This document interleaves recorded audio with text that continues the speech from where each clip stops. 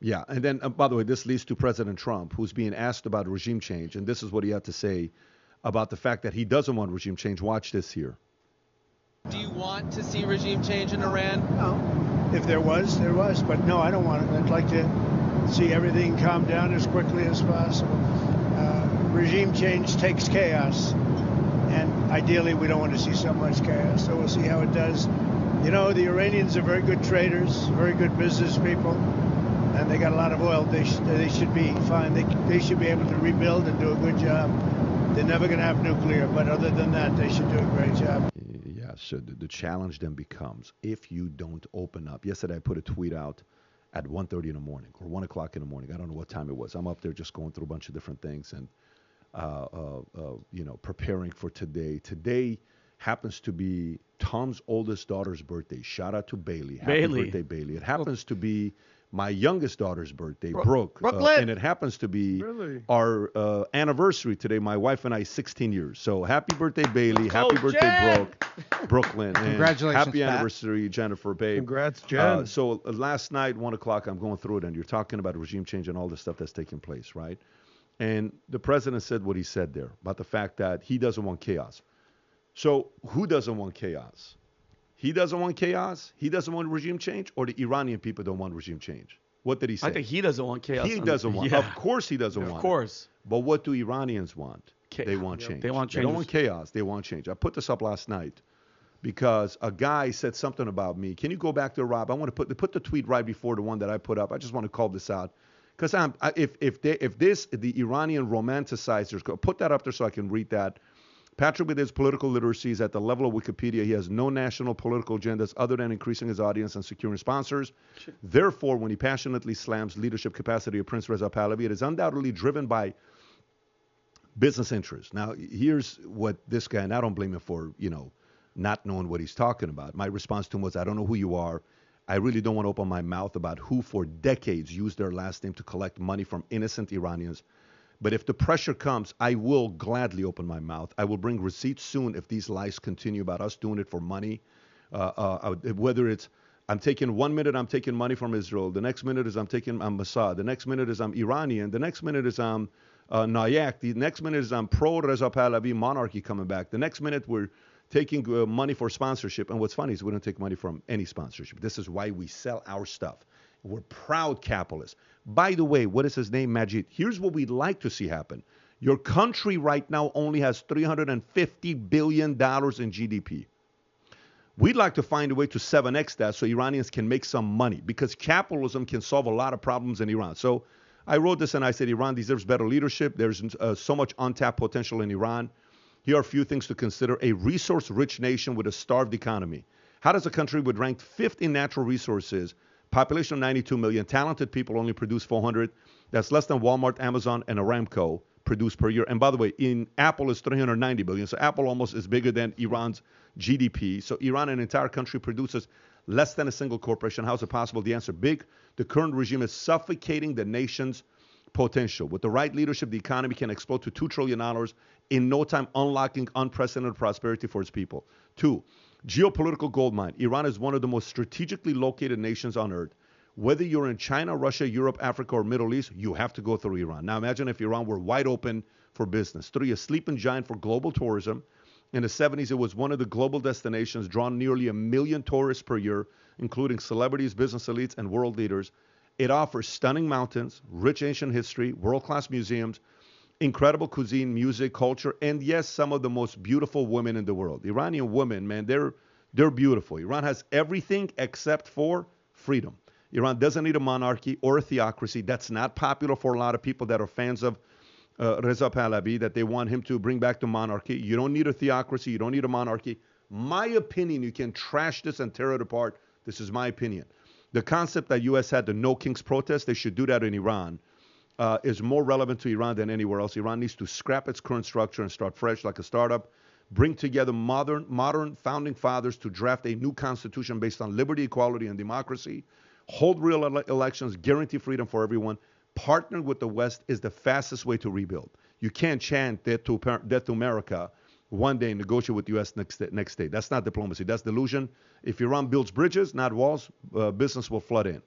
A free Iran could be the key to peace in the Middle East. That's simple. Only question is who's going to rise up. So when I put that up there, you see this, and you'll see, oh my God, how dare you do this? I can't. The romanticizers of Pahlavi, and you don't want to. He's going to be like his father. He's not his father. He's a sweet man, nice man, smart man, wants to make his mom happy, wants to make his dad proud that is no longer here. But he's not going to get the job done as a person. And some, well, let him just get in, and then we'll figure all the rest out. No. A person that's an influencer is not going to sit there and say, oh, yeah, let's just do that. And let's get in, and then we'll get the job done. You know who said that? Nancy Pelosi said, well, we have to pass it so we see what's in the bill. That's what we got to do. We'll find out what's in it afterwards. No. So to me, while this is going on, a lot of Iranians are seeing, is someone going to close this out? By the way, if again, this is the closest you've been in 46 years. If again, this doesn't succeed, who are you blaming? Go ahead. This is the closest you've been in 46 years. If this doesn't happen again, whose fault is it? You're not going to put it on Pahlavi? Who are you going to put it on? Because that's your face. Go ahead. Put it on somebody. Who will you put it on? The Indiana Pacers lost. Who do you put it on? Well, injuries. Fair, Game 7. Halliburton brought it all the way to the top. Minnesota was supposed to go to the championship and become the Michael Jordan, right? What's his name? Anthony Edwards. What happened? Oh, it's not his fault? It's not his fault. Oh, he's a seasoned player. I got you. Let's not put the responsibility on anybody. This is the close. By the way, he had a video that he posted yesterday, Rob. If you can go to his X account. And again, sweet man, nice man, smart man, capable man of being someone that can help out with history. But this is what he posted yesterday. If you can go a little bit lower, there was a video right there. And watch this one here. Open it up. Let's watch this. Go ahead. This is our Berlin Wall moment. But like all moments of great change, it comes fraught with danger. We stand at a crossroads. One road leads to bloodshed and chaos. The other to a peaceful and democratic transition.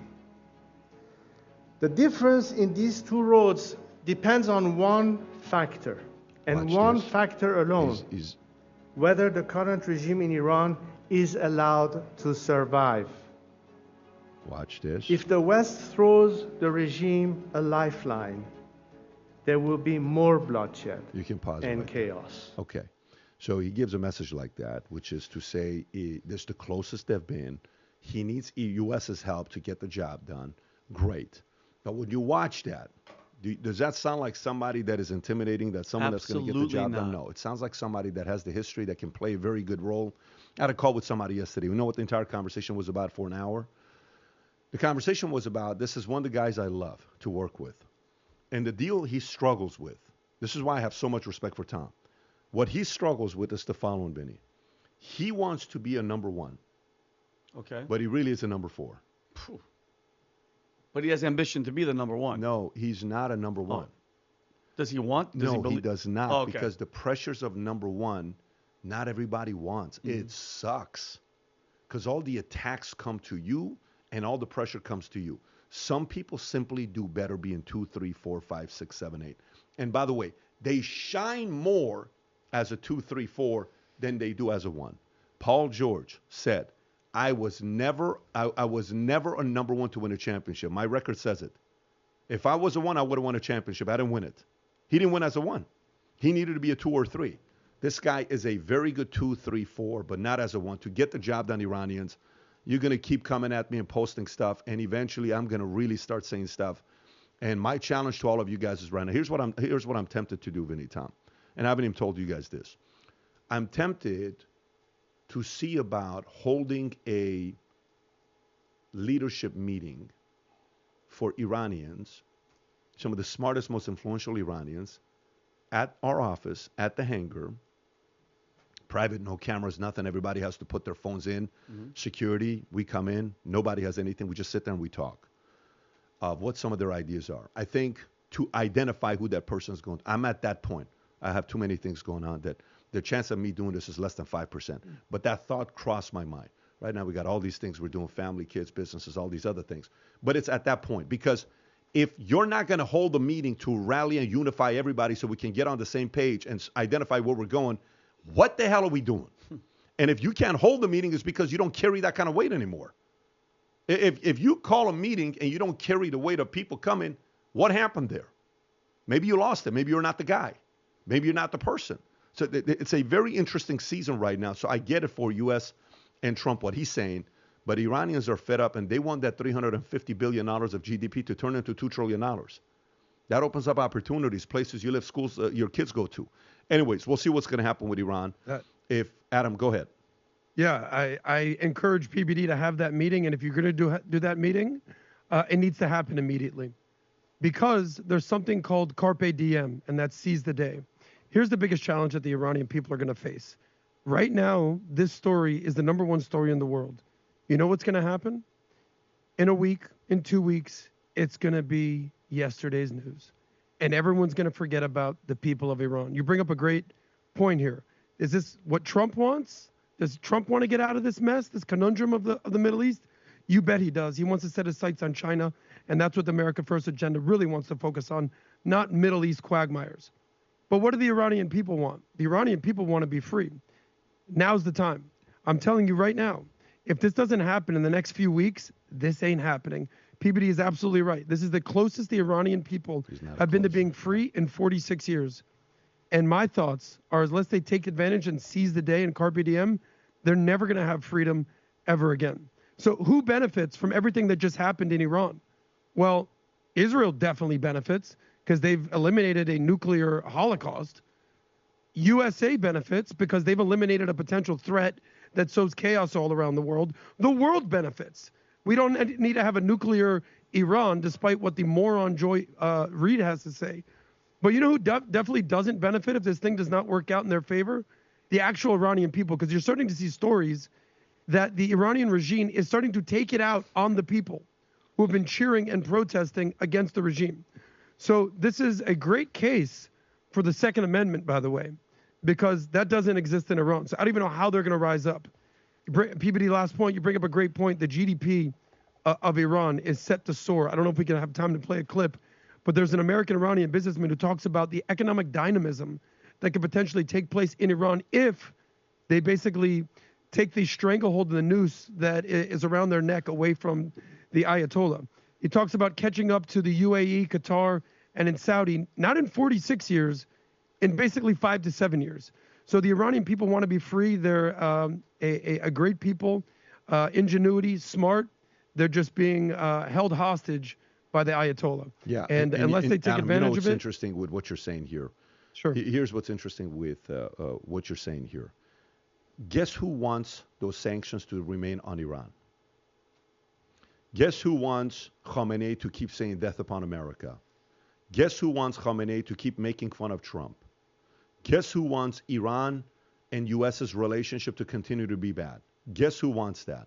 Qatar, Saudi, Venezuela, Saudi, everybody right, else that doesn't want another competitor in the oil market. That's right. That's exactly who also benefits from it. So the what do you call it? The connect the dots game. Like if you go play American Gangster, where he's like, Russell Crowe sitting there saying, "Oh my God, it's Frank Lucas. That's really the person behind Blue Magic."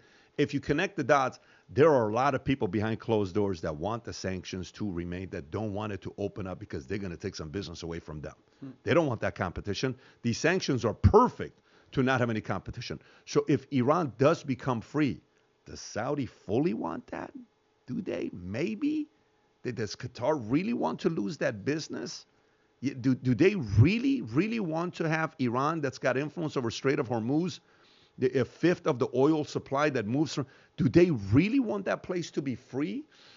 There's a part of it where it's kind of like, how some people are like, man, I hate the fact that this is going on to New York. And the same people that hate the fact that what's going on in New York right now, that's about to become the next Dearborn, London, and next, Detroit, their same ones are like, I hope it happens because I just want them to realize what they voted for. I hope it happens. So it's like this thing that's like, and there's a group of people that are like, I hope it happens. They're like, I hope they figured out, because I don't want these crazy people from New York to come to Florida and flip the state. I don't want you to come to Florida.